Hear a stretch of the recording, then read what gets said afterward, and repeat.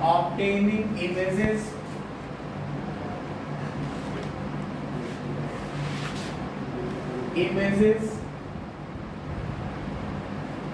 formed by concave mirror, formed by concave mirror।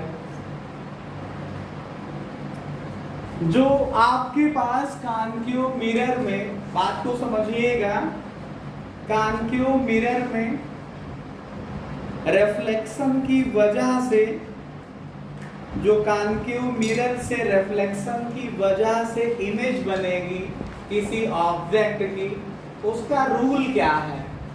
तो मैं आपको बताऊं, इनमें 4-5 रूल आपको बुक में मिल जाएंगे। सबको बारी बारी से लोग यूज करते हैं, समझाते हैं, और मैं केवल आपको एक रूल बताऊंगा। उसी एक ही रूल को फॉलो करके चाहे जो फिगर बनाना हो कभी गलत नहीं होगा। 101% एक्यूरेसी के साथ आप उस फिगर को बना लोगे। आप लोग थोड़ा से समझिए, पहले तो आपको रिफ्लेक्शन तो पता होना चाहिए। मैंने आपको बता रखा है कि जैसे मान लीजिए कि ये कोई मिरर है, चाहे प्लेन मिरर ले लो चाहे स्फेरिकल मिरर ले लो। इसका इधर सेंटर ऑफ कर्वेचर हुआ और यहाँ पे हुआ पोल। अब आपको पता है कि जैसे इसके सामने कोई ऑब्जेक्ट रखा हुआ है, जब ऑब्जेक्ट रखा हुआ है तो ऑब्जेक्ट में जो है, इससे ये ऑब्जेक्ट जो है, जैसे मैं खुद खड़ा हूं मान लो किसी मिरर के सामने, तो मैं हूं ऑब्जेक्ट। अगर मुझ पे लाइट पड़ेगी तो मुझ पे पड़ने वाली लाइट जब जा करके इंसिडेंट होगी मिरर पे, तो मिरर से रिफ्लेक्ट होने के बाद मेरी इमेज जो है जा करके मिरर पे बनेगी। बात समझ पा रहे हो? और लेकिन अगर मैं अंधेरे में खड़ा हूं, मुझ पे कोई लाइट ही नहीं इंसिडेंट हो रही है, तो आगे जाकर के लाइट कहां पड़ेगी? कुछ पॉसिबल ही नहीं। और लेकिन मुझ पे पड़ने वाली जो लाइट है वो ऑल पॉसिबल डायरेक्शन में रिफ्लेक्ट होगी। जैसे जो सामने से आएगी वो ऐसे चली जाएगी, जो इधर से आएगी ऐसे चली जाएगी। क्योंकि जैसे मैं खड़ा हो जाऊं तुम लोगों के सामने, तो क्या मुझे एक ही लोग देख सकते हैं? दाएं बाएं आगे पीछे अगल बगल वाले सभी देख सकते हैं, क्योंकि हम पे पड़ने वाली लाइट है जो रिफ्लेक्ट होकर के इधर को भी कुछ जा रही, कुछ इधर जा रही, कुछ इधर जा रही।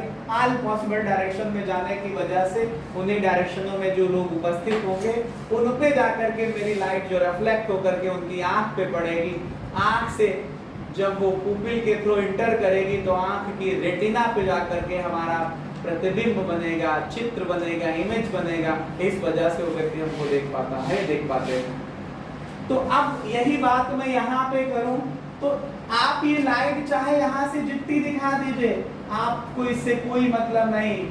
इसमें जितनी मन हो उतनी दिखा दीजिए, लेकिन जितना ज्यादा दिखा दोगे उतना थोड़ा से कॉम्प्लिकेटेड फिगर हो जाता है। इस वजह से प्रयास करिएगा खाली 2 दिखाने के लिए। आप लोग इमेज फॉर्मेशन के लिए केवल 2, ये लाइट जो मैंने यहाँ से दिखाई कि ऑब्जेक्ट से जो लाइट रिफ्लेक्ट होकर के मिरर की तरफ जा रही हैं, उनमें से आपको सबको नहीं दिखाना है, केवल 2 को दिखाना है। कितनी दिखाना है? केवल 2 लाइटों को दिखाना है, या केवल 2 लाइट रे को दिखाना है। मान लीजिए कि ये एक लाइट रे ये है, यहाँ पे पहुंची। अब जब यहाँ पे लाइट पहुंचेगी तो रिफ्लेक्शन होगा। रिफ्लेक्शन के आपको 2 लॉ पता होते हैं। पहला लॉ ये है कि इंसिडेंट रे, रिफ्लेक्टेड रे, दोनों जिस पॉइंट पे मिलती है उसी पॉइंट पे अगर सरफेस के अलोंग नॉर्मल खींचा जाए तो तीनों एक ही प्लेन पे होते हैं। कौन कौन से तीनों? Incident ray and reflected ray and normal drawn at the point of incidence of light through the plane of mirror। तीन हो गए जाकर के, एक इंसिडेंट रे हुई, एक नॉर्मल हुआ और एक क्या हुआ जाकर के? Reflected ray. तीनों एक ही प्लेन पे होंगे जाकर के। और दूसरा लॉ ये कहता है कि एंगल ऑफ इंसिडेंस और angle of refraction, angle of incidence कौन सा रूल बता रहे हैं? For obtaining image formed by concave mirror. आपको केवल 2 बातें याद रखना है, एक इंसिडेंट लाइट रे नॉर्मल और रिफ्लेक्टेड लाइट रे दोनों एक ही प्लेन पे होंगे। इंसिडेंट लाइट रे, नॉर्मल और रिफ्लेक्टेड लाइट रे तीनों एक ही प्लेन पे होंगे जाकर के। कौन कौन से, फिर से सुनिए, इंसिडेंट लाइट रे, रिफ्लेक्टेड लाइट रे, और जिस पॉइंट पे लाइट इंसिडेंट हो रही है ना, सरफेस के एलांग वहां पे आप ड्रा कर दीजिए क्या, नॉर्मल और रिफ्लेक्टेड रे, तीनों क्या होंगी जाकर के एक ही प्लेन पे होंगी। कहां पे होंगी, एक ही प्लेन पे होंगी। फिर अगर ये नॉर्मल हुआ तो नॉर्मल और इंसिडेंट रे के बीच का एंगल आई, नॉर्मल और रिफ्लेक्टेड रे के बीच का एंगल जो है, रिफ्लेक्टेड रे के जो बीच का एंगल है ये आर, ये दोनों आप नाप करके बनाओ इक्वल है। अगर तो फिर ये फिगर आपका 101% करेक्ट है जाकर के। तो अब आप कहोगे कि सर हम नॉर्मल ऐसे तो हमेशा खींच लेते हैं, लेकिन समस्या ये आती है कि जब मिरर स्फेरिकल टाइप का है तो इसमें कैसे नॉर्मल खींचे। आपके पास ऐसा कोई प्लेन मिरर हो तो इस पे 90 डिग्री का एंगल आप सीधा ड्रा कर लोगे तो नॉर्मल हो जाएगा। लेकिन अगर आपका मिरर स्फेरिकल टाइप का है, चाहे कॉन्वेक्स हो चाहे कॉनकेव हो, तो कैसे नॉर्मल ड्रा करेंगे। तो उसके लिए आप लोग क्लास 10 की सर्किल लेसन पे जाइए और वहां से समझिए। आपको वहां पे बताया जाता है कि किसी भी सर्किल के किसी भी पॉइंट पे, सर्किल के किसी भी पॉइंट पे अगर आप देखो तो टेंजेंट और रेडियस के बीच का एंगल 90 डिग्री का होता है। सर्किल के किसी भी पॉइंट पे रेडियस, सर्किल के किसी भी पॉइंट पे आप टेंजेंट ड्रा कर लो और टेंजेंट पे रेडियस हमेशा परपेंडिकुलर होती है। तो अगर आप इस पॉइंट की बात करो तो इसके लिए क्या है, टेंजेंट का काम ये करेगा, ऐसे ड्रा कर सकते हो। और यहाँ पे जो सेंटर से लाइन, सेंटर ऑफ कर्वेचर से अगर इसको मिला दोगे तो रेडियस हो जाएगी। इन दोनों के बीच का एंगल 90 डिग्री का होगा तो नॉर्मल बन जाएगा ये। इसका मतलब हुआ कि लाइट जिस पॉइंट पे पड़ रही है उसको सेंटर ऑफ कर्वेचर से मिला दो तो वो जो लाइन होगी जाकर के उसको हम क्या कहेंगे, नॉर्मल बोलेंगे जाकर के। सबसे बड़ी समस्या ये नॉर्मल की थी। नॉर्मल को आपने फाइंड आउट कर लिया, नॉर्मल फाइंड आउट होते ही आपका फिगर 101% करेक्ट हो जाएगा। एक बात और समझ लीजिए, आपके पास फिजिक्स का ये लॉ कहता है क्या कि अगर इंसिडेंट रे और एंगल ऑफ इंसिडेंट रे और नॉर्मल के बीच का एंगल मतलब एंगल ऑफ इंसिडेंस और रिफ्लेक्टेड रे और नॉर्मल के बीच का एंगल, रिफ्लेक्टेड रे और नॉर्मल के बीच का एंगल मतलब एंगल ऑफ रिफ्लेक्शन, ये दोनों बराबर होते हैं। तो जब I की वैल्यू 0 हो जाए तो इसका मतलब फिर R भी 0 हो जाएगा। अब I 0 होने का मतलब आपको मैं समझा देता हूँ, इसको समझिए। जैसे इस मिरर का सेंटर ऑफ कर्वेचर हुआ, ये कॉनकेव मिरर है, ये कॉनकेव मिरर का सेंटर ऑफ कर्वेचर हुआ। कोई कहे कि सर लाइट को तो हम ऐसे इंसिडेंट करेंगे, जो लाइट है वो कहां से जा रही है, सेंटर ऑफ कर्वेचर से जा रही है, इस पॉइंट पे पड़ी तो अब यहाँ आपको नॉर्मल ड्रा करना है। अभी मैंने नॉर्मल का मतलब बताया कि कहां से मिलाओगे लाइन को, सेंटर ऑफ कर्वेचर से। तो ये तो दोनों एक ही दूसरे पे आ गए। जब एक दूसरे पे आ गए तो उन दोनों के बीच का एंगल कितने डिग्री का हो गया, 0 डिग्री का हो गया। जब I 0 का हो गया तो फिर R भी 0 का होगा, क्योंकि I और R बराबर होगा रिफ्लेक्शन के लिए। तो इसका मतलब लाइट रे इसी के रास्ते वापस चली जाए तो ये आपके पास क्या हो जाएगा, ये आपके पास नॉर्मल भी हुआ और इसी पर रिफ्लेक्टेड रे को भी मैंने दिखा दिया तो I और R बराबर हो गया, मतलब 0 0 का हो जाएगा। मतलब ये हुआ कि कोई लाइट रे अगर कोई लाइट रे ऐसे इंसिडेंट हो रही कि वो सेंटर ऑफ कर्वेचर से जाती है तो अपने पाथ को रिट्रेस करती है, मतलब जिस रास्ते से गई थी उसी रास्ते से वापस चली आती है। ये कौन सा लॉ है, आप जो मैं आपको बता रहा था, ये इमेज फॉर्मेशन का रूल है। लेकिन हमने कहा बुक में बहुत सारे रूल लिखे हैं, आपको याद करने की किसी को जरूरत नहीं है। आप मेरे हिसाब से फिगर को बनाइए, 101% करेक्ट होगा। केवल आपको एक काम करना है, नॉर्मल सही से ड्रा कर लेना है। और नॉर्मल होगा कहां से? नॉर्मल इंसिडेंट पॉइंट को आप सेंटर ऑफ कर्वेचर से मिला दीजिए तो ये रेडियस का काम करेगा। रेडियस और इस सरफेस पे अगर आप छोटा से पॉइंट जो ये है इसको बढ़ा दीजिए तो टेंजेंट बना जा करके, टेंजेंट और रेडियस के बीच का एंगल 90 डिग्री का होता है। ऐसे सर्कुलेशन की 10th क्लास की पहली थ्योरम कहती है। सर्कुलेशन जब आप 10th क्लास में पढ़ते हैं तो वहां पे पहली थ्योरम यही लिखी है कि angle between the radius and normal at the point of contact is angle between the radius and tangent at the point of contact is 90 degree.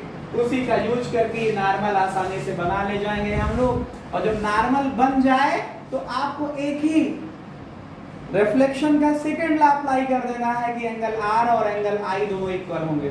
आप कोई भी फिगर बना सकते हैं इसकी हेल्प से। एक मैंने ये समझाया, आपको एक और बता देता हूं। कभी कभी लोग करते क्या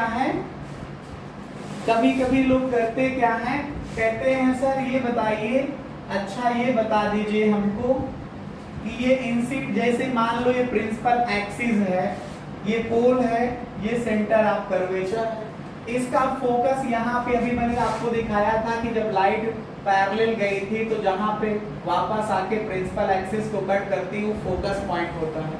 और आपकी जानकारी के लिए एक बात और बता दूं मैं, प्रिंसिपल एक्सिस पे जो C और P के बीच का डिस्टेंस होता है उसको रेडियस ऑफ कर्वेचर बोलते हैं। फोकस और पोल तक के डिस्टेंस को फोकल लेंथ बोलते हैं। ये रेडियस ऑफ कर्वेचर का जस्ट ये आधा होता है, मतलब C और P के बीच का मिड पॉइंट F होता है, जाकर के बीचों बीच का पॉइंट मिड पॉइंट होता है। तो जैसे अब ये मिड पॉइंट अगर F है, ये what is this, this is F। अगर कोई कहे कि सर एक लाइट फोकस से होकर के जा रही है, वो यहाँ पे पड़ती है, अब बताइए इसका रूल हम क्या लगाएं? आपको अलग से कोई रूल लगाने की जरूरत नहीं है। यहाँ से आप ऐसे नॉर्मल ड्रा कर लीजिए। ये क्या हुआ? ये हुआ जाकर के नॉर्मल, और ये क्या हुई? ये हुई जाकर के इंसिडेंट रे। यहाँ पे पड़ेगा, ये इंसिडेंट रे हुई, नॉर्मल हुआ, एंगल हुआ I का। जितने डिग्री का ये एंगल है उतने डिग्री पे इसको वापस ले लीजिए। तो ऐसे जितने डिग्री पे ये है उतने डिग्री पे इसको वापस करा देंगे आप, तो देखेंगे कि ऐसी ये रे वापस चली आएगी, I और R बराबर करेंगे तो देखेंगे जब ये वापस आ रही है तो प्रिंसिपल एक्सिस के पैरेलल होगी, प्रिंसिपल एक्सिस के पैरेलल होगी। ये भी बुक में आपके पास एज अ लॉ या as a rule for obtaining image formation ये आपके पास लिखा हुआ है। हम आपको बार बार एक ही बात पे फोकस कर रहे हैं कि अगर आपको नॉर्मल ड्रा करना आ गया है, नॉर्मल कहाँ से खींचेंगे? लाइट को चाहे जिस पॉइंट पे लेकर के मिला दीजिए मिरर के, उस पॉइंट को सेंटर ऑफ कर्वेचर से मिलाइए, वो नॉर्मल बन जाएगा। नॉर्मल और फिर लाइट को मिरर के किसी पॉइंट पे इंसिडेंट कराइए, नॉर्मल और इंसिडेंट रे के बीच का एंगल नाप लीजिए, उतने ही डिग्री पे उसको वापस ले लीजिए, आपका इमेज हमेशा 101% करेक्ट होगी। ठीक है, तो अगर ये इमेज फॉर्मेशन आ गया हो, इसके रूल आ गए हो, तो आप लोग इसकी बढ़िया से प्रैक्टिस कर लीजिएगा। पहला ये बना लीजिएगा कि जब रे प्रिंसिपल एक्सिस के पैरेलल जाती है तो जाने वाली पैरेलल को मैंने एग्जैक्ट बनाया, ये नॉर्मल खींचिए, कहाँ पे प्रिंसिपल एक्सिस को आप ये कट करा दीजिए, कहाँ पे कट करेंगे? फोकस पे। यही रूल है कि प्रिंसिपल एक्सिस के पैरेलल जाने वाली लाइट ने रिफ्लेक्शन के बाद प्रिंसिपल एक्सिस को जिस पॉइंट पे कट करती है वो फोकस है, तो फोकस से होकर के चली जाएगी रिफ्लेक्टेड रे। दूसरा आप ये दिखा दीजिए कि अगर कोई लाइट रे सेंटर ऑफ कर्वेचर के थ्रू इंसिडेंट होती है, अगर कोई लाइट रे सेंटर ऑफ कर्वेचर के थ्रू इंसिडेंट होती है तो अपने पाथ को रिट्रेस करती है, मतलब उसी रास्ते से वापस चली आती है। ये भी एक नियम बनाया गया है। और हमने आपको ये बात समझाई कि जब नॉर्मल हमने यहाँ पे खींचा तो नॉर्मल तो यही बनी ना लाइन, और इंसिडेंट भी यही हो रही है इसी पे, दोनों के बीच का एंगल 0 डिग्री का हो गया। जैसे यही लाइन नॉर्मल हो और यही पे इंसिडेंट हो तो एंगल कितने का बना? 0 डिग्री का। और जब I की वैल्यू 0 डिग्री का हुआ तो I और R बराबर होंगे तो R भी 0 का हुआ, और R 0 तभी हो सकता है जब ऐसे ही लाइट रे ऐसे वापस चली जाए। इसी रास्ते से, इस रास्ते से गई थी और इसी रास्ते से ऐसे वापस चली आए, तो एक ही पाथ को तो रिट्रेस करेगी ये। तो ये हो गया जाकर के दूसरा लॉ। और फिर तीसरा समझा दीजिए कि क्या कि सर अगर लाइट फोकस के थ्रू जाती है, फोकस वाले पॉइंट से वो करके जाती है, तो दिखाइए कि यहाँ पे मैंने नॉर्मल ड्रा किया, ये इंसिडेंट एंगल हुआ जा करके, जितने डिग्री का एंगल ऑफ इंसिडेंस है उतने डिग्री का प्रोटेक्टर की हेल्प से एंगल ऑफ रिफ्लेक्शन बना दीजिए। और तब देखेंगे कि जो रिफ्रैक्टेड रे है, तब देखेंगे कि जो रिफ्लेक्टेड रे है, परावर्तित किरण है, रिफ्लेक्टेड रे है, वो प्रिंसिपल एक्सिस के पैरेलल वापस आ जाते हैं। ऐसे 3 नियम आपको बताए गए हैं। कभी कभी आपसे एक आधा और जोड़ करके यहाँ समझा दिया जाता है लोगों के द्वारा, लेकिन हमारे द्वारा बार बार एक ही बात को हम दोहरा रहे हैं। हमने कुछ अलग से रूल नहीं समझाया, एक ही बात बता रहे हैं कि जितने डिग्री पे इंसिडेंट होगा उतने पे वापस चला आएगा। एक ही बात मैं बता रहा हूँ। अगर कोई कहे कि सर बताइए ये लाइट रे तो पोल पे जा करके पड़ी है, तो फिर कैसे वापस करेंगे? तो यहाँ पे सेंटर ऑफ कर्वेचर है, अब पोल को सेंटर ऑफ कर्वेचर से मिलाइए तो यही काम कर जाएगा नॉर्मल का। प्रिंसिपल एक्सिस नॉर्मल की तरह बिहेव कर जाएगी। जब नॉर्मल की तरह बिहेव करेगी तो ये इंसिडेंट एंगल हुआ, इतने ही डिग्री पे आप वापस कर लीजिए। ये एंगल ऑफ रिफ्लेक्शन हुआ जा करके, इतने ही डिग्री पे वापस कर लीजिए। ये दोनों आपके पास इक्वल एंगल दिखा दीजिए, नाप करके बना लीजिए कंपास प्रोटेक्टर की हेल्प से, अगर आपको एग्जैक्ट देखना है। ये बात समझ में आ गई? 4 बिंदु आपके बुक में लिखे हुए हैं, मैंने एक ही बात पे सबको समझा दिया। क्या कि लाइट रे ऐसे पोल पे जाकर के अगर पड़ी तो आपको नॉर्मल ड्रा करना होता है। सबसे पहले नॉर्मल कहाँ से खींचोगे? सेंटर ऑफ कर्वेचर से। क्यों? क्योंकि आपको पता है ये स्फेरिकल मिरर का जो ये आर्क आपको दिख रहा है, ये आर्क एज अ सर्किल दिख रहा है। फिर आपको पता है कि सर्किल के किसी भी पॉइंट पे टेंजेंट और रेडियस के बीच एंगल 90 का होता है।